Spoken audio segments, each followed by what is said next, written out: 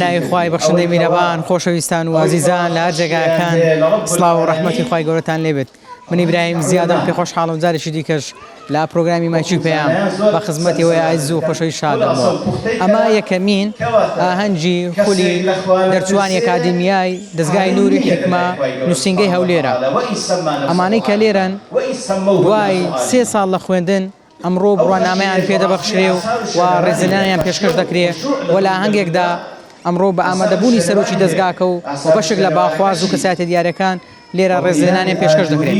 جا من دەستمەلای بەشێک لە فێرخوازان لێیان دەپرسم ئەو وانانە چی بوون کە ئێوە لە ماوەی ئەو 3 ساڵەدا دەتان خوێن و چەندێک توانیتان لە ماوەی ئەو 3 ساڵەدا ئاستی زانستی خۆتان بەرەو پێش ببەن و چەندێک گرینگە خەڵکی زیاتر بەرەو دەستگای نووری حکمە هەنگاو بنێن بۆ ئەوەی زانستی شەرعی زیاتر و زۆرتر بەدەستبێنن و دەستمەلای بەشێک لەوانەی کە لێرە ئامادەن با بزانم ئەوان چەند دڵخۆشن چەند کەیف خۆشن کەوە کە سوکاریان ئەمڕۆ لێرە تەخەڕوجی کردووە ئێوە لەگەڵمان نابن بیسەر و بینەرمان بن.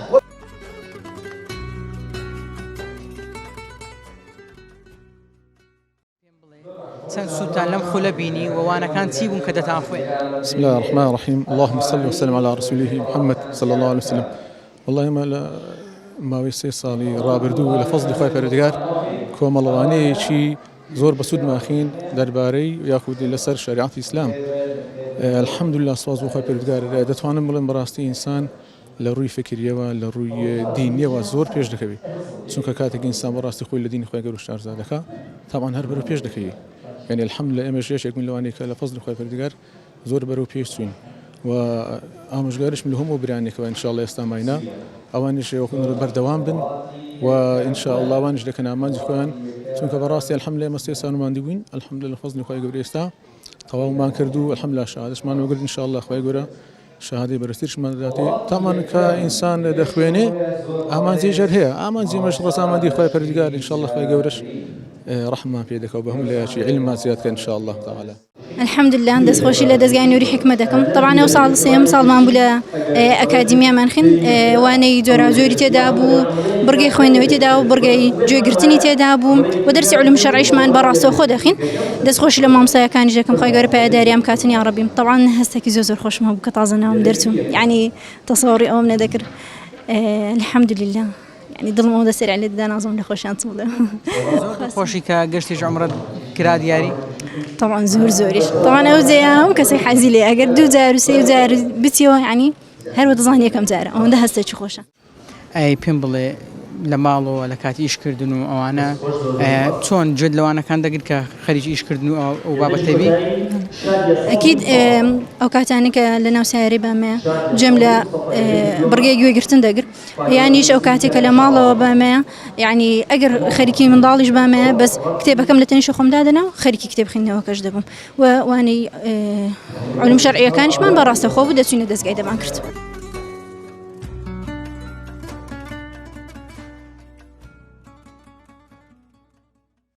الحمد لله زور درم خوشة كم مسألة علم زور قورية يكم آيات كهات خواري لبو بيغمس صلى الله عليه وسلم اقرأ باسم ربك الذي خلق الإنسان من علق باشن آيات منزورة لسر قوري علم خوي قوري سبحانه وتعالى ده فرمي إنما يخشى الله من عباده العلماء هل هذا فرمي شهد الله أنه لا إله إلا هو الملائكة وأولو العلم قائما بالقسط لا إله إلا هو العز الحكيم زانان دلين خوای گەورە سبحانه وتعالى چه أول زار بريز بندي گەورە بوا أوي أوكريا شهد الله أنه أوزار الله شاهد ده شهد الله أنه لا إله إلا هو هيك فرسلا يغني بحق إلا خدا وأولو العلم لا باشو يكسر شهد الله أنه لا إله إلا هو والملائكة والعلم أو ذا ملائكة أو ذا أولو العلم أو أن كوا علمان هي قائمة بالقسط وإشبع علم كيدا كان بعد ذلك أنه لا إله إلا هو هيز برسراغنا إلا الله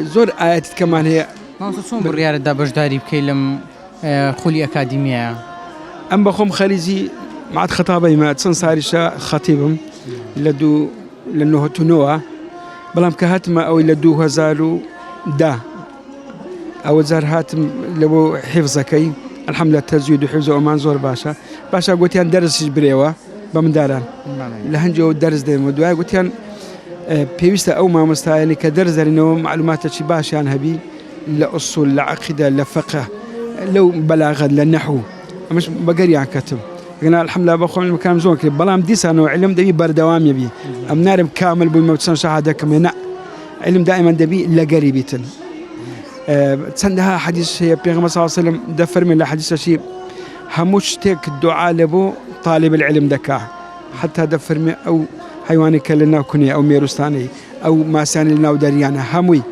لە حەدیثەش کە دەفەرمێ حتا مەلائکە طالب العلمی دەبینی فەقیه دەبینی باڵی ڕەحمەتی لە بۆ ڕادێخیتن ینی کارە ئاسانی لە ئیشەکانی دەکاتن ئەجەزانیان دەڵێن ئەوە لەوەی فێر بووە لە ئەوەلی ئادەم عەلەیهی سەلام کە خوای گەورە ئادەمی دروست کرد ئەمری بە مەلائکەت کرد کە ئەو ناوانە فێرە ئادەممان کردێ بڵێن گوتیان نازانین بەڵام کە نازانی ئەوجا ئادەم بووە مامۆستایان ئەوان سوزەی شکریان ئەوە سوودەی احترامیان لە بۆ برد لە هەنجەوە مەلائکەت وا فێر بووینە کە هەر طالب العلمەشی ببینن ئەو هەلا ڕێزی لێ بگرن کار ئاسیانی لە بۆ ژیانی بکەن. السلام عليكم. وعليكم السلام ورحمة الله وبركاته. درێت خۆشە بڕوا إن شاء الله. یا ڕەبی هێرا درێت خۆش بی. آمين أجمعين إن شاء الله سلامة سپاس دەکەم. ستان تەواو کردی ئەوڕۆ. والله کە ڕێز لێنانتان پێشکەش دەکرێ و لێرە ئاهەنگێک بۆ ئێوە ساز کرایە. الحمد لله ئەکادیمیای نوری حکیمەمان تەواو کرد کە لە ماوەی 3 ساڵ ئەو ئەکادیمیە بەردەوام بوو چەند علومەتی شەرعی تێدا بوو لە خۆی بەزیاد ئەوڕۆ دڵمان خۆشە و کە فێری چەند زانستێک و چەند شتێکی دینی بووین. زۆر باش. زانستەکان چ بوون لە چ بوارێک بوون زیاتر؟ والله فقه بوو ئەوە حیفزی قورئان بوو تەفسیر بوو زیاترە و زانستە شەرعیانە بوو. عەقیدە بوو. عەقیدە بەڵێ. خوێندنەوەش بوو؟ خوێندنەوەی کتێبیش بوو چەند کتێبێکی زۆر بەسوود ئەلحەمدوللا کە سوودمان لێ وەرگرت لە خوای بەزیاد بوو. گوێگرتنی تێدا نەبوو؟ بەڵێ گوێگرتنیش تێدا بوو بەڵێ. زۆر باشە. جگەل لەو بابەتانە هیچ ڕاهێنانێکی ئەکادیمیتان پێکراوە بۆی ئێوە باخوازی سەرکەوتوو بن مامۆستای سەرکەوتوو بن؟ بەڵێ چەند خوڵێکی ئەوەشمان لەو کردەوە توانای مرۆیی و کە لایەن دکتۆر هەژار و لایەن زۆر کەسی ئەکادیمیا و کەسی لێزان ئەو خوڵانەمان لەو کراوە الحەمدوللا باش وی سوودمان لێ وەرگرت لە خوای بەزیاد بێ. یعنی ئێستا ئەو کەسانەی کە بیانوێ بەشداری بکەن تۆ چیان پێ دەڵێی بۆ خولەکانی دیکە بۆ قۆناغی دووە؟ والله زانستی شەرعی و خولەکانت کە ئینسان چەندی زیاتر بزانی و بزانم هێشتا هەر کەمە خاستەن لە ڕووی شەرعیەوە. ئەجا داوای لێ دەکەم بەڕاستی ئەو کەسانێکەوە بەشدار نەبووینە بەشدار بن وهروە من بە خۆمان چەند جارێ مامۆستا ئەوە یونسیشمان گوتێ ئینشاءڵڵا ئەگە خولیت کەش کراوە ئامادەین بەشدار بین و سوودی لێ ببین ئینشاءڵڵا. والله دڵخۆشیەکەمان زۆرە لەبەرەوەی چەند مەرحەلێکی ژیانمان بڕیە. ئەو زانستانەی کە دەتان خوێن کامیان زۆر سوودی هەبوو بۆتەوە چی و چیشتان دەخوێن؟ زانستەکان هەمیان بەسوود بوون بەس یەک لەو زانستانێک کە زۆر بەسوود و مینهاج تاڵیبین بوو. ئەو وانانە زیاتر هەر بابەتی شەرعی بوون یا هەندێکیشیان بابەتی مرۆیی بوون گەشە پێدان بوون خولی ڕاهێنان بوون؟ بەگشتی هەموو بابەتەکانی تێدا بوو هەموو بابەتەکانی لە خۆی دەگرت. کامیان بێزگەلەوەی کە باست کرد کامەی دیکەیان زۆر کاریگەری هەبوو لەسەر بابەتی بەلاغەتان نەدەخوێن؟ وەکو بەلاغەنە زیاتر پێگەیاندر بوو بە مامۆستایەکان لە بابەتی تەجوید و ئەوانە و بابەتانە بوو زیاتر. ئێستا و زانستی ئێوە وەرتان گرتووە چۆن دەیبەخشنەوە بە نەوەکانی داهاتوو؟ ئەوانەی فێربوون ئینشاڵڵا چمان پێ بکرێ بەردەوام دەبین چمان پێ بکرێت چمان فێر ببین دەگەین ئینشاڵڵا.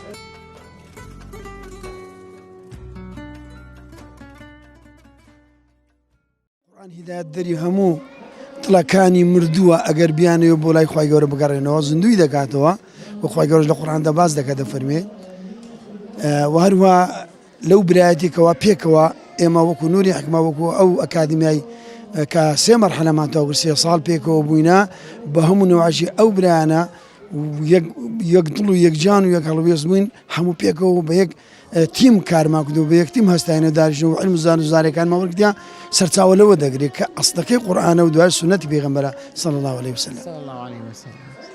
قۆناغی یەکەم چیتان دەخوێن؟ والله لەوانەیە سەرتاکان قۆناغی یەکەم بە لە فقی لە ئەبی شوجاعمان دەست پێ کردەوە فقی ئیمامی شافعی سەرتایەکەم لە لای مامۆستا دکتۆر هێمن تاهری و هێدێدی علومی حەدیث لای مامۆستایەکی خۆمان غەریبی بەڵێ واروە 40 لای مامۆستا عەبدولوالی سەرتاکەم وابوو. زۆر باشە. هەفتەی چەند وانەتان هەبوو؟ وانەکانی چەند کاتژمێر بوون؟ بخۆی لە هەفتە یەک ڕۆژ و دووشەمان بوو لە پێش مەغریب زاروێ دەستی پێدەگرێت هەتا دەوری سەعات 9:30 خۆی لە دووانە سێوانە دەدیتەوە. زۆری بوویان ئۆنلاینیشە بوو؟ وەڵا بە ئۆنلاینیشە بوو تەزی دەکرا بە ئۆنلاین لە ماری ئەمەشدا لێمان دەداوە جێمان دەگرێت بوو وەروە لەو کەسانێکەوە غایب بوونە بۆ نمونە نهاتینە پێیان نەکرا دەیانتوانی ئەو دەرسەی لێ بدەون دەرسەکان لە دەست نەچی. زۆر باشە. بەڵام زیاتر حزوری بوو ئامادە بوون؟ بەڵێ پتر ئەموو ئامادە بوو هەموو بە غیابات بە ئەوە هەبوو مەوجود بوو و هەروە لەگەر هەندێک کتابمان مانجێ کتابێکمان وەردە کتابەکانیشمان دەخینەوە و کاتی دیاریکرابوو بەدانرا بوو ئەو کتابی کە دەخینینەوە لەو کاتە دیارکراوە دەبێت و کتابی بخینەوە کتابەکانیش ماشەڵڵا زۆرن هەر هەندێکیان وەکو پێغەمبەری خوا پێغەمبەر صلی الله علیه و سلم نمونەیی و هەروە کتێبی سیرەی پێغەمبەری صلی الله علیه و سلم کتابەکانی تری زۆر ماشەڵڵا لە ڕووی قورئان و لای ئەوانە هەمومان وەرگرتی هەم مێژووی هەموو دینی و هەمیش ئەوە. وەڵا باشم. دوعام زۆر لۆ کردی. یا رەبی خوا لێت ڕازی بی. زۆر لۆ کردم. وەڵا گوتم یا رەبی خوا شیفای بدە. یا رەبی خوای گەورە لێت قبول کات و پاداشتاتەوە. ئامین ئەجمعین ئینشاءالله. سەلامەت بیا. پێشەچی بەخێر بێن سەد چاو. زۆر سپاس دەکەم. ئەو ڕۆچێت لێرەیە لەو ئاهەنگەی چەندرت خۆشە؟ وەڵاهی زۆر دلم خۆشە. دوو کوڕم لێرەیە. ئەو تەخەڕوج دەکەن؟ تەخەڕوج دەکەن ئینشاءالله نەخسەبی لە هەموو مسلمانان. ئینشاءالله. ئینشاءالله. ئەجۆ گوتت بوو کەکەشم؟ بووکمە کوڕمە تەخەڕوج دەکەن. پێم لە کوهانی بووکەکەت دەدا کە بەردەوام بیتن لە خۆی بە زیاد بێ لە خۆیان تێگەیشتی و باشن یعنی بەرەو پێش دەڕۆن الحەمدولله مامۆستایە مامۆستای حکمەیە هەر بەرەو پێش بچن. زارەی خێزانەکانی مامۆستا غەریبی هۆت بچیان مامۆستانە دوانیان هەیە مامۆستای حکمەینە بەخوای بە زیاد بێ. ئەتوو دوعا لۆ دەکردن تەشجیعت دەکردن؟ وەڵاهی دوعام زۆر لۆیان دەکەم بەرەو پێش بچن بەرەو عیلم بچن ئینشاءالله هەموو نەخسەبی لە هەموو مسلمانان زۆر دلم خۆشە پیرۆزباییان لێ دەکەم دەست خۆشی لە نووری حکمەی دەکەم. حەز دەکەی نووری حکمە بەردەوام بیتنەوە؟ وەڵاهی ئینشاءالله هەموو سارێ بەردەوام دەبێ هەموو ڕۆژێ بەردەوام دەبێ ئینشاءالله. زۆر پێم خۆشە زۆر پێدەچی زۆر دوعا و دەستگای نووری حکمە بکەیت بەردەوام یا رەبی سەرکەوتوو بن یا رەبی تو سەرکەوتوو بی لە کاری ئیسانە ئیسی ڕۆژانە و دنیا و قیامەت. سەلامەت یا رەبی. ئەو دوعانەی گۆ بەسە لۆمە. وڵای دوعای لۆ مسلمانان دەکەم ئینشاءالله تو سێ کەچی لەوان زۆر زۆر دلم خۆشە پێتان دەست ماز دەکەم. ئەوەچی دەتان بینم دلم خۆش دەبێ ڕاستی. ئەمڕۆ لا یەکەم دەرچوونی خولی ئەکادیمیای مامۆستایان و قوتابیانی دەستگای نووری حکمە کە دوای چەند ساڵ خوێندن ئێوە ئەو خولەتان بۆ ڕێک ڕێخستون ئەو ئاهەنگەتان بۆ ڕێک ڕێخستون ئەوانەی کە دەبای بەشداری خولەکە بکەن مەرجەکانیان چی بووە؟ بەناوی خۆی گەورە و میهرەبان دەستخۆش بیا ڕەبی دیارە ئەو ئەکادیمیایە 3 ساڵە الحەمدولیلا و لە نووسینگە تەواو کرا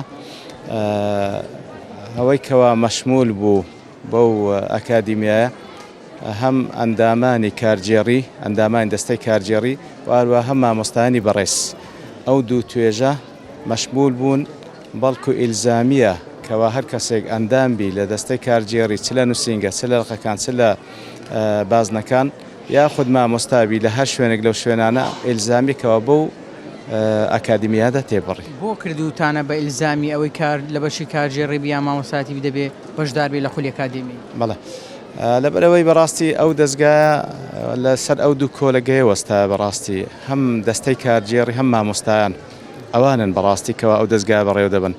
ئیتر لە با بڵێن هەدەفی یەکەم معلومە فاقد شەیء لا یعطی کەسێک کەستی پێنەبی چ دەبەخشیتەوە کەواتە لە ئەسڵەوە پێویستە یعنی لە بۆ بەرەو پێشچوونیان لە هەموو لایەنەکان کە پێویستە یعنی لەو کاریاندا پێویستیانە و هەروەها لە بۆ تەوحیدی فکر و تەسەوڕ و مەنهەجیش کە ئەوانەی کە ئەلحەمدوللا بە تایبەتی کە ئێستا دەستگا فراوان بووە تاوەکو خوا نەخواستە درزی تێنەکەوی و خلافاتی تێ دروست نەبی لەبەر ئەو مەبەستە زیاتر هەوڵماندا کۆیان بکەینەوە لەسەر ئەو مەنهەجە. ینی ئەوەی لە دەستگای نووری حکمە بیێ شتێک بەخشێتەوە دەبێت سەرتا خۆی پڕعلم بکات. ئەکید وایە لەبەرەوەی بەسەراحەت هەر وەکو بڵێ وەکو قاعدەیەکی واقعیش لە شەرعیش هەر مەطلوبە ابدأ بنفسك بەڕاستی قو أنفسكم أوجب أهليكم نارا لويا بيش همو كسك إنسان أصل وايا خوي بيه بقيني أو زاد وايا هول بداتا أوي كبيتي ببتا وكبلي منبع شيروناشي لبدوري بري خوش بابەتەکان لە سوارسیەوەی چ بوون ینی ئەو بابەتانی کە دەخوێندران چی بوون؟ بەڵێ ئەو بابەتانی کە دەخوێندران هەمەلایەن بوو لەلایەنی فکری لەلایەنی عەقیدە و بیر و باوەڕ لەلایەنی ئەحکام و مەسائیلی فەقهی و هەروەها لەلایەنی مەسەڵەن ئەو شتانی کە پەیوەستە بە قورئانی پیرۆز لەلایەنی تەجویدەوە لەلایەنی با بڵێن جوان خوێندنەوەی قورئانی پیرۆز لەلایەنی حیفظەوە هەتا ئەو مامۆستا و ئەندامانی کەەوە حیفظیان تەوانە کردی هەوڵ بدرێت خۆناغ بە خۆناغ بەرەو پێشیان ببین واروها لایەنی وەرگرتنی ئیجازاتی قراءە و لایەنی بەکارهێنانی ئەو وەسایلە سەردەمیانەی کە ئێستا هەیە لە مەسائیلی سۆشیال میدیا و ئەو ئامێرانێکەوە بەکار دەهێنرێ واروها لەلایەنی پیشەییش ینی ئەوانەی کەوا لە دەستەی کارجێڕین وەکو دەوراتی کارجێڕی ئەوانەی کەوا وەکو مامۆستانە تڕقی تەدریس و ئەو بابەتانی هەموو ئەو شتانی هەوڵماندایە هەمەلایەنە ئەوەی کە پێویستی تێچەوە لێ دەستەی کارجێڕچەوە لێ مامۆستایە سوودی لێوەربگری زۆر باشە کەسێک ئەم گفتوگۆی من و تۆ دەبینێ یان چەندین کەس ئەم گفتوگۆی من و تۆ دەبینێ دەڵێ ئەم نیش حەز دەکەم بەشداری بکەم لە بەشی ئەکادمیای نوری حکمە ئللا دەبی مامۆستا و کارژێر یان ئاسایی کەسێک لە دەرەوەی دەستگای نوری حکمەش بێ بەشداری لەم ئەکادمیایە بکە خۆ ئەسڵ وایە بەڕاستی لە بۆ ئەندامان مامۆستایانن کەوا فعلەن هەر بە خۆمان لە بەروبوومیان بەهرەمەند بین بەڵام ئەو کەسێکەوە لە خارجی دەستگاشە دەکرێت وەکو باڵێت وەکو مامۆستا بێ لە خزمەتی دابین تەوەن ئەو کاتە مەشمولیش دەبێتن بەو ئەوە یانەوە تا وەکو قوتابی عینی ئەویش بێجگەلەوەی کو ئێمە لە دەستگا بەڕاستی بێجگەلەوەی کەوا زیاتر گرنگی سەرچیمان بە قورئانە فێربوون و لەبەرکردن و ئەو علومانی کە مختصە بە قورئان بێجگەلەوەش ئەنواعی خول دەکەینەوە لە بە علومی شەرعی کەوا دەتوانین تێدا ئەو قوتابی بەهرەمەند بی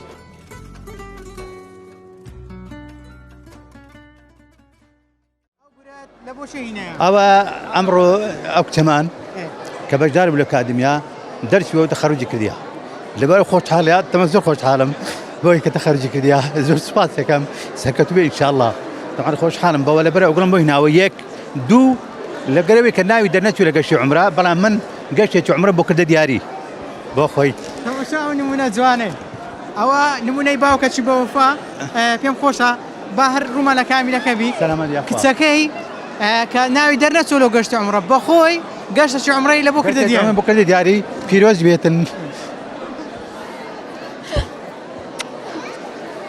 سەلامەت بی دڵم پێ خۆشە دڵخۆشیانە و گریانە دڵم پێ خۆشە سەرکەوتووە ئینشاءالله لە پێناوەی کە خزمەتی دینەکەی بکە ئینشاءالله خۆشحاڵ بمەڵە ئینشاءالله سەرکەوتوو سەلامەت بیاخوا فەرمیێکی خۆشی ئینشاءالله سەلامەتی ئاتوو لۆ دەگریێ والله لە خۆشیان لە خۆشیان دەگریێ والله چەند دوعا لۆ کردی والله زۆر دوحەم لۆ کردی و پێوە سەرکەوتوو بی لە هەر بوو ژیانەکانی سەرکەوتوو دەبی ئینشاءالله ئاتوو چەندت خۆشە کە داک و بابت ئەوا بە دڵخۆشی هاتوونە بۆی پیرۆزبایی لێ بکەن سەلامەت دنیاخوا الحەمدوللا فەزلی خوای گەورەیە لەسەرمان کە بەو پلەی گەیاندین زۆر سوپاسیان دەکەم ئەگەر ئەوان نەبان ناگەیشتمەوە ئێستا الحەمدوللا سلامت دنیا ربی بخیر هاتین شکم همیشه سرکوتی دارم سلامت دنیا ربی خودتان راضی بیا خو بخیر بن سرساز نمیشتن السلام علیکم و علیکم السلام و رحمة الله وبركاته سندل خوش امرو بشكل فير خوازه كانت ليره خلاص داخليه بالتاكيد بس فناكر كتسند المال خوشه بروي يعني هستا شي زور خوشه كاتو ببيني برهمي تنمانجا كت استاليرانا انزامه شي هي توانك دغوتو زانست القرآن ام زانست لای فێر خوازان چەندێک با پەرۆش و دەهاتن بۆ ئامادەبوونیان لەوانەکان چەندێک دڵیان پێ خۆش ما شاء الله يعني بيلو خويا مستوايا باش بون لبروانه هم مستابون هم إداري بون شوق وزوقة شيء كتار زور ما نديت لقطابية كان براستي مشاركة شيء باشيان هبو استجابة شيء زور باشيان هبو لبو درسك تصدق خوشك هاو سركات أمرو تخرج برای بەڕێزم تا ڕەتێکی یەکجار زۆر دڵخۆشە بۆی کە لە ڕۆژێکی ئەوها دەبینم هاوسەرم لە مادەیەکی وها بابەتێکی ئەوها تەفەڕۆز دەکات ئینسان دەبینی لە دەستکەوتێکی دنیای تا ڕەتێکی یەکجار زۆر دڵخۆش دەبێت کە دەبینین ئەوە دەستکەوتێکی دینی و قیامەتە یەکجار دڵخۆش و سوپاسی خی گەورەی لەسەر دەکەم. زۆر باشە لە ماڵەوە چۆن هانت دەدا چۆن پاڵپشتی دەکرد؟ لەوەتی هەم لەوەتی لەگەڵیم لە یەکەم ڕۆژی ژیانم هەتا ئێستاش لە پێناو خی گەورە لە پێناو ئەو دینەی پاڵپشتێکی یەکجار گەورەی بوویمە ئەلحەمدولیلا و زۆر هاندەریشم بۆ جێبەجێکردنی کارەکانی لە خی گەورە بە زیادبی و ئامۆژگاریشم لە بۆ هەموو خوشک و برایان ئەوەیە کە بە خۆیان بە منداڵەکانیان بە کەسوکاریان بەشدار بن لەو دەستگایانە بەڕاستی ئەو خۆشبەختی و ئەو نیعمەتی ئەمن لەو دەستگایانم دیتە لە پەروەردەی خۆم لە پەروەردەی هاوسەرم لە پەروەردەی منداڵەکانم لە هیچ شوێنێکی کەنم دیتە. سپاس لۆخوای گەورە. الحەمدوللا زۆر دڵمان خۆشە بە بەژارکردمان لە ئاهەنگەی ئەوڕۆکە پلکەم تەخەڕەجی کردێم لێرە ناو پۆلەی ئەکید زۆر دڵمان خۆش دەبێت کە پۆلەی ئەوها دابن بکرێتەوە بۆ کۆمەڵگامان و ئینشاءڵڵا بەوێ بەردەوامی. چۆن دەستخۆشی لە پلکت دەکەی کە بەشداری کردووە چۆن هانی دەدەی بەردەوام بیتن؟ زۆر سەرفرازین پێی و زۆر سەربڵندی مەڕاستی بە هیوای ئەوەی کە بەردەوام ببن لەو جۆرە خولانە بەڕاستیان مادی بوون مدەی 3 ساڵی خایاند و هەر قۆناغی ساڵێکی خایاند دەزانم پلکم زۆر پێ و مادی بوو زۆر حەزی دەکرد کە تەواوی بکات الحەمدوللا ئەوڕۆکەتانی زۆر پیرۆزبای لێ دەکەم. خۆت بیر نەکردەوە ڕۆژێک ببیا مامۆستا و ئەندام لە دەستگای نووری حکمە بێوانەکان بڵێەوە؟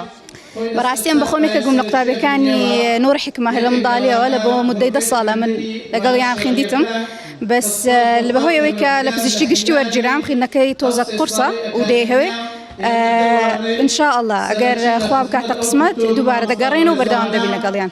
ئەگەر کۆلێژ تەواوکەی دەگەڕێەوە بە دەستگای نووری حکمە؟ ئەکید دووبارە دەینەوە ناخولەکان دووبارە دەبینە قوتابی دەستگای ڕۆشنبیری نور حکمە لەبەرەوەی لە ڕووی هەلی کار و ئیشکردنیشمان لە دەری زۆر ڕنگدانەوەی هەبووە لەسەرمان.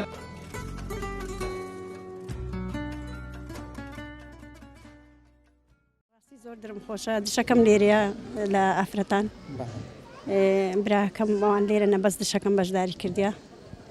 زۆر باش. چەند دڵت خۆشە کە دەبینی؟ دڵم خۆشە خۆزگەم بەوانە. خۆزگەت بەوان؟ ئارێ وەڵڵا. بۆ دەڵێ خۆزگەم بەوان؟ وەڵڵا حەزم لێ بوومش. بۆ نەتوانێت؟ بەس حیلمەکی فام نییە. ئارێ وەڵڵا. ئەی ڕۆژانە خۆت چەند بە قورئانەوە خەریک کردووە؟ وەڵڵا زۆرم خۆ پێوە خەریک کردیا بەس کووە یعنی ئەم بە نەخوێندەواری چوویمە ناوێ ئەو توانام نییە.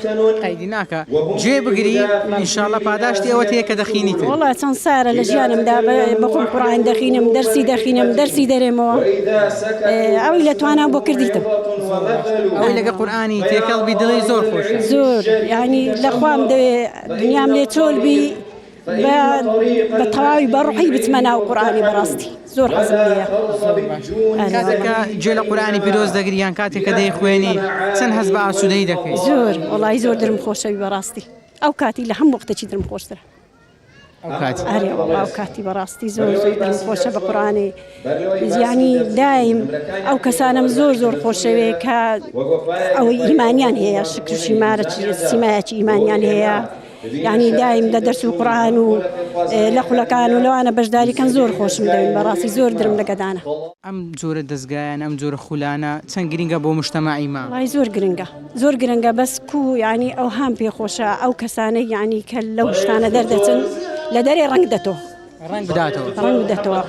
یعنی هەر بە ڕووگەشی نەبی بە ڕوح و ئیمان بی یعنی ئیمانیان بە قووەت بی لە دەرێ کار و ئەوەی باش بکەن پیان وە دیار بی یعنی بزان ئەو خەڵکە بزانی کەەوە ئیمانەکی بە قووەتی هەیە ئەو عیلمەکی زۆری هەیە لۆ خوایە لۆ دنیای نییە لۆ دنیای بەکەل نایە هەر چەندی بکەی لۆ دنیا هیچ ئیسیفادەی نییە بەس ئەگەر شتێکی کەمیش بکەی لۆ قیامەتێ ئەوە لە دەرەوە لەناوە هەمووی ڕەنگە دەتەوە. ئەمانەتێ خوای بیا ڕەبی خوای پیرۆز باش لێرانە لە دشەکەم دەکەم پێ خۆشحاڵم ئینشاءڵڵا. دارە ئەکادیمیای نور حکمە لە 28 یازدەی 2022 ئیعلانی خۆی کرد ئەم ئەکادیمیا خۆی لە 4 بڕگەی سەرەکی دەبینیەوە. یەکەمیان بڕگەی خوێندنی وانە شەرعیەکان، دومیان بڕگەی خوێندنەوە، سێمیان بڕگەی وانە دەنجەکان، چوارەمینیشان بڕگەی خولەکان. هەر یەک لەوانە کۆمەڵێک بابەت توشتی جیاوازی لە خۆی گرتبوو. لە بڕگەی خوێندنی وانە شەرعیەکان بە درێژای ئەم 3 ساڵە دەوانەی سەرەکی لە ژێر سەرپەرشتی دکتۆر و مامۆستا بەڕێزەکان خوێندراوە، بە ئامادەبوو ڕوبەڕوو لە لای مامۆستا خوێندراوە. لە بڕگەی خوێندنەوەی کتێبەکان بە درێژای ئەم 3 ساڵەیە 15 کتێب خوێندراوەتەوە کە کۆی گشتی ژمارەی لاپەڕە خوێندراوەکانی ئەم 3 ساڵە 4974 لاپەڕە بوو. لە بڕگەی گوێگرتن لەوانە دەنجەکان بە درێژای ئەم 3 ساڵە گوێ لە 10 زنجیرەوانە گرتراوە. کۆی ئەو 10 زنجیرەوانەیە 343 وانە بووە. ئەوش تەبعاً هەمووی جیاواز بووە، لە بابەتی فکری تێدا بووە، تەسکەی تێدا بووە، زۆر و هەمە لایەن بووە. لە بڕگەی خولەکان بە درێژای ئەم 3 ساڵە 9 خول بەڕێوە چووە. ئەو 9 خولە کۆی گشتی 81 کاتژمێری خایاندووە. ئەوە بە گشتی خلاصەی کەلامی ئاهەنگی ئەکادیمیای نور حیکمە کە ئەمڕۆکە یەکەمین ئاهەنگی دەرچوانی ئەو ئەکادیمیایە لە هۆڵی مەعاریف بەڕێوە چوو. ژمارەیان چەند بوو؟ ژمارەیان 74 بەشدار بووە. بابزانم چەند دڵخۆشی کە ئەمڕۆ دوای 3 ساڵ بڕوانامەت پێبەخشرا و یەکێک بووی لەو کەسانەی کە ناوت دەرچوو بۆ گەشتی ماڵی خۆ. سەرەتا سوپاسی خوای گەورە دەکەم و سوپاسی دەستگاش دەکەم کە و دەرفەتیان بەمەدا و سوپاسی ماڵەوەشم دەکەم کە زۆر پاڵپشتم بوون بەڕاستی، چونکە یعنی بەخۆت دەزانی ئەرچی ژنی زۆر قورستە کە ئەگەر دەبی وەقتە چیلۆ دیاریکە. الحەمدوللا زۆر دەرسمان وەرگرت، زۆر دەرسی شەرعی زۆر بە ئیستیفادەمان وەرگرت. الحەمدوللا لە خوای گەورە بەزیادبی و زۆر دڵخۆشم بەو سەفەرەش. ئینشاءالله خوای گەورە بە قسمەت برادرانی شکا ئینشاءالله لەو هەمومان سەهلکە. سپاستان دەکەم.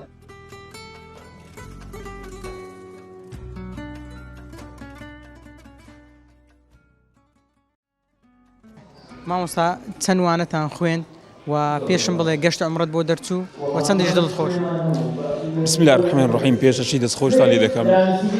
سپاسی تەواوی دەستگا ئەوانەی سەرپەرشتیاری ئەو ئەکادمیان کردیان دەستخۆشیان لێ دەکەم.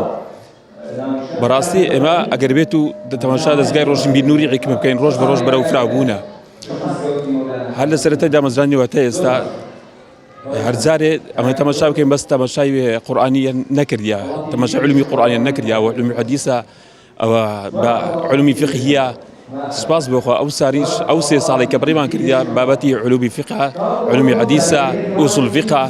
بەڕاستی هەتا ئێستا من بەو شێوازەی ئاشنا نەبوومە بە بابەتی فقهی. گەشت عومرەت بۆ دەرچوو؟ سپاس بخوا، سپاس بخوا، الحەمدولله. ئەمە سەرەتا بەناوی لۆ ئەوەی ئەو زانستە فێر نەبووینە لۆ گەشتی عومرەکە. خۆ هەر خۆشە، دیاری خۆشە، بە تایبەتیەکە دیارەکە گەشتی ماڵی خوای گەورە. سپاس بخوا، گەورەترین نیحمەت کە خوا بەیمە بەخشێ سەرەتا زانستەکەیە، ئەو لە پاڵەویش کە خۆشتربی نورن عەلا نور عومرەکەیە. وەکو مامۆستایەک کە چەند قوتابیت هەبوو لەم خولە بەشداریان کردبوو، وانەکان چی بوو کە لە لای بەڕێستان وانەکانیان دەخوێن؟ بە تایبەتی چ وانەکە دەگوت؟ بسم الله الرحمن الرحیم. پێشەچی پیرۆزبای لەو خوشکانە دەکەم کە بەشداریان کرد لەو دەورەیە. بەڕاستی کۆمەڵە خوشکێک بوون، زۆر ئیلتیزامی باشیان هەبوو، بەشدارێکی ساڵاکانیان کرد لە ناو دەورەکە. تقریباً لە 30 تەڵەبە زیاتر دەبوون. ئەو دەرسێ من پێم گوتنەوە بە ناوی قەواعد فقهیە بوو. قەواعد فقهیە بە شێوەی مەنزومە بوو، مەنزومەیەکی شێخ سعدی بوو. ئەو مەنزومە یعنی شعر بوو، بەڵام کۆمەڵی قەواعید تێدا بووە و قەواعیدانە تقریباً 5-6 هەفتە ئەمە بەردەوام بووین، هەمووی بە وردی ئەو قەواعیدانەمان باس کرد کە ئەوان پێویستیان بوو. قەواعید فقهی. بەڵێ زۆر باشە. لە کام خۆناغ زیاتر ئەو دەرسانە دەگوتەوە؟ خۆناغی 1، 2، 3 کامەیان؟ ئەوانە کۆمەڵی خوشک بوون، یعنی پێمامی نازانم دەورەیەک بوو، یعنی نە قۆناغ و ئەوانە بی دەورەیەک بوو لە بۆ خوشکانە کرابەوە. ئەو خوشکانە هەمویان مامۆستا بوون، یعنی پێویستیان بەو دەورە هەبوو کە وەکو تەقویەک لە بۆ خۆیان ئیستیفادەی لێ بکەن. وەکو مامۆستایەک دوای ئەو دەورەی کە بەشداریان کرد قوتابیەکان فێرخوازەکان چیان دەگۆتەوە چەندە دەرسەکەیان بەلاوە گرنگ بوو چەندێک زانیاری نوێیان بەدەستگەی بەڵێ وڵی خۆیان زۆر منیش خۆم یعنی پێم زۆر پێم مهم بوو دەرسەکە و قەواعید فقیە یعنی لە بۆ هەموو کەسێک پێویستە چکە تەفسیلات لە بۆ ژیانی ئینسان یعنی کولی تەفسیلاتی زۆری تێدایە کە ئینسانەکان دەتوانی ژیانی خۆی پێ بەڕێوە بە وەکو منهەج یعنی وەکو منهەجەکە لە بۆ ژیانی ئینسان زانم چەند دڵتان خۆش ئەمڕۆ بڕوانامەتان پێبەخشرا ئاهەنگێکی خینزیلانەتان بۆ ڕێخسرا بوو والله الحمدلله لە فەزلی خوای گەورە یەکەمین جار لێمان قبول بکاتن ئیستقامە و ئیخلاسیەتمان لەگەر پێ ببەخشیتن لە پێناوی خوای گەورە بیبەخشینەوە شەیتان زەفەرمان پێنەبە ئینشاءالله چێ ئامادە بوو لە ئاهەنگەکەت ئەمڕۆ چێ پیرۆزبایی لێ کردی واللهی کچەکانم پیاوەکەم خوشتی پیاوەکەم خوشتی خۆم الحمدلله بە خێراتنیان دەکەم و گەورەیان کردم چەندت پێخۆش بە تایبەتی کە پیاوەکەت پیرۆزبایی لێ دەکردی واللهی بە دەرەجەیەک بە دەرەجەیەک زۆر باش چەند پاڵپشتت بوو چەند هاندەری تو بوو لۆی سەرکەوتوبی واللهی الحمدلله یەکەم جار فەزلی خوای گەورەیە دووەم جار دەستخۆشیەکی زۆر پلە و پای ئینشاءالله لە بەهەشتێ بە بەرزترین پلەیە دەبیتن چونکی پاڵپشتی ویە بە تاکید کە من 16 ساڵە لە دەستگای نووری حیکمە الحمدلله داوام دەکەم بە کورتی پێم بڵێ وانەکان چی و چی بوو کە دەدان خوێن واللهی هەموو وانەکان لەو دەمەی 3 ساڵی مەبەستم بابەتی فقهی بوو تەسکیە بوو تەسکیە بوو علم قورئان بوو الحمدلله طالب العلم بووین بابەتی فقهی هەبوو بابەتی فقهی تێدا بوو ئوسوڵ فقه بوو علم قورئان بوو حەدیث بوو الحمدلله خوای گەورە لێمان قبول کاتن دەستان خۆش بی بەخێر بن یاخۆ پیرۆستان بی و سەرکەوتو بن سپاس سەلامەت بی یا ڕەبی مەمنون چەند دڵخۆشی دوای 3 ساڵ ئەمڕۆ بڕوانامەتان پێبەخشرا و ئەمڕۆ ئاهەنگێکی زۆر جوانیان بۆ ڕێگەی خستبوو الحمدلله سپاس خوای دەکەم کە یعنی گەیشتنە ئەو ڕۆژەی کە بەرهەمی 3 ساڵی خۆمان بینی لە چای خۆمان الحمدلله ینی زۆر دڵخۆشین ئەو گوڵە جوانانە چێ بۆ هێناوی ئەوڵا کچەکانم الحمدلله هەمیشە دڵخۆش بن هەمیشە سەرکەوتوو بن سپاس سەلامەت تەنیشتم پیاوەکەتان بەڵێ ئەو پیاوە چەند هاندەری تو بوو والله زۆر لە پشتم بوو الحمدلله زۆر هانی دەدام زۆر هاوکارم بوو کە هەتا یعنی ئەو آخر ڕۆژی کە لەگەرم بوو یعنی پشتیوانم بوو هانی دەدام زۆر الحمدلله هەر بەسایویش بوو یعنی الحمدلله نووری حیکمە مناسی چەند دڵت خۆشە ئەمڕۆ دەبینی هاوسەرەکەت بڕوانامەی پێبەخشرا ڕێزلێنانیان پێشکەش کرد کە لە خزمەت بابەتی قورئانی بوو لە خزمەت قورئانی پیرۆزدا بوو لە خزمەت زانستی شەرعیدا بووە الحمدلله بەخێر بێن سەرچاوان وڵا زۆر دڵمان خۆشە الحمدلله کە گەیشتە ئەو پلە و پایەی لە سنتەری نووری حیکمە 3 ساڵی بڕی بەماندی بوون زۆر ئیستفادەشی لێ کرد و دڵخۆشیشین بەخۆم بە منداڵەکانم سەربەرزیشین بەوەی کە ئەو شادەی بەدەستێنە ئینشاءڵڵا خێری دنیا و قیامەتیشی دەبێت لە بە هەموو مسلمانە کو هانی خێزانەکە دەدا هاوسەرەکە دەدا سەرکەوتوو بیتن وڵا بەردەوام تەژیعمان دەکرد بەردەوام لەگەریشی بووین بەخۆم بە منداڵەکانیشمان الحەمدوللا هەتا گەیشتە ئەو ئاستە و پلەی ئێستا الحەمدوللا بەدەستی هینایە هەدیەت لۆ هینایە هەدیە هەر بە خۆمان هەدیە چۆنی باشی ئینشاءڵڵا هەروەڵا باشم چەندت خۆشە ئەوڕۆ داکە لێرە تەخەڕوجی کردیان وڵا درم زۆر خۆشە داکن هەمڕۆژ ناوی دەرسوو داکن لە ئەمڕۆژ ناوی دەرچوو بەڵێ ئەی یاخۆ پیرۆستان بی سەلامەت بی هاتوو چەندت پێ خۆش کە ناوی داکتان خیندەوە گوتیان ئەوە گەشتە ماڵی خۆ هەدیە لە بووی وڵا درم زۆر پێخۆش بوو دەوم پڕ گریان بوو دەم چاوم مەبەستە چاوت پڕ گریان بوو بەڵێ وایە بەڵێ خوا سەلامەتت کە ئەی چەند حەز دەکەی لە دەستگای نووری حیکمە بەردەوام بی لە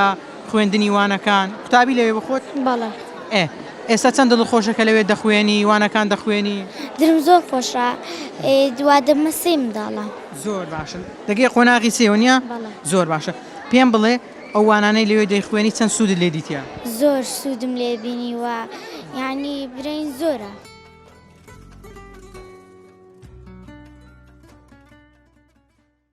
خۆشەویستان ئەوەی کە بیستان و بینیتان دڵخۆشی مامۆستایان و کە سوکاریان بوو کە دوای 3 ساڵ لە خوێندن بڕوانامەیان پێبەخشرا و خەڵاتیان پێبەخشرا ئەمەی کە زیاتر جێگای دڵخۆشی بوو خەڵاتێکی زۆری گەشتی عومرە لێرە بە دیاری پێشکەش بە مامۆستایان و ئەندامان کرا ئەوان زۆر دڵیان خۆش بوو زۆر کەیف خۆش بوون کە ئەم خەڵاتیان پێشکەش کرا و لە ماوەی 3 ساڵی ڕابردوودا ئەوان وانە شەرعیەکانیان خوێندووە بەشداریان لە خولی پێگەیاندن کردووە و هەروە کۆمەڵی کتێبیان بۆ دیاری کراوە کتێبەکانیان خوێندوتەوە وانەی گوێگرتنیان بۆ دیاری کراوە گویان لەوانەکان گرتووە بەسەر کەوتوانە توانیان 3 ساڵی خوێندنی ئەکادیمیا لە نووسنگەی دەستگا بەسەرکەوتوی وانەکان تەواو بکەن ئەو 3 ساڵە تەواو بکەن ئێمەش لێرەوە هیوای سەرکەوتنیان بۆ دەخوازین هیوا خوازین خوای گەورە لە دنیا و لە قیامەت هەمیشە سەرکەوتویان بکاتن هیوادارم ئەوانەی کە دەرفەتتان هەیە ئێوەش بێن بۆ دەستگای نوری حکمە و